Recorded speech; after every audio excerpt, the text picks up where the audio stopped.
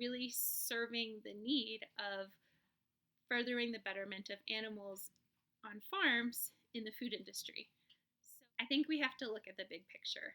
Am I making a positive change to impact something I care about? Well, yeah, if I look at how far I've come, I don't buy gallons of milk anymore. As much as I like to dunk graham crackers in milk, cheesecake, the sizzling and the smell of bacon with eggs, those are things that I am willing to forego.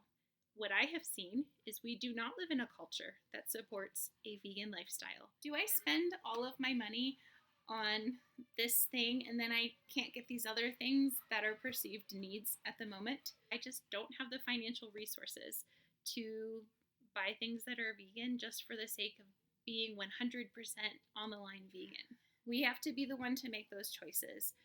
Do I feel like it's okay to make some exceptions?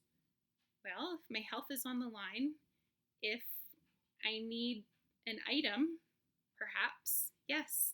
I know with shoes, for instance, I'm very particular and I just can't, I physically cannot wear a lot of shoes that are out there because they're too narrow. Even when I get wider sizes, they don't last very long. And so, does it make more sense for me if I find a pair of leather boots that are on sale that will last longer, that I can maintain, that will fit my foot and I won't get a lot of pain from? Does it make more sense to buy that? It might. Do I like that? No. Do I want to be a part of the positive change? Of course. What do I do?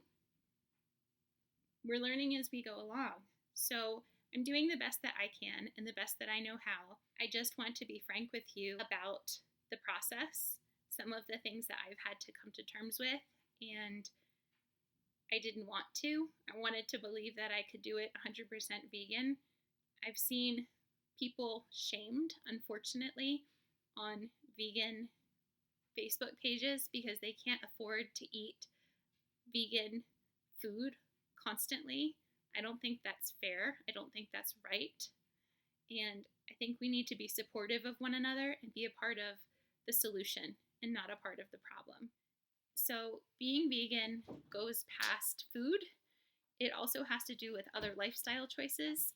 And if we're not making those choices, we might want to consider, if it's a situation where should we refuse anything derived from animals? What if I have a friend who would wear the same size boots and they have like a really nice pair of boots they just don't need anymore and they're leather?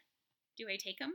They're secondhand, but then I'm wearing something that's made of leather. Do you think, well, if I have secondhand products, then I'm not contributing? But if you're wearing something that is made from an animal, that's not representing vegan values, I would imagine. Where do we draw the line? How much are we capable of doing all at once? I have a jacket. It kind of looks like a leather jacket, but it's not leather.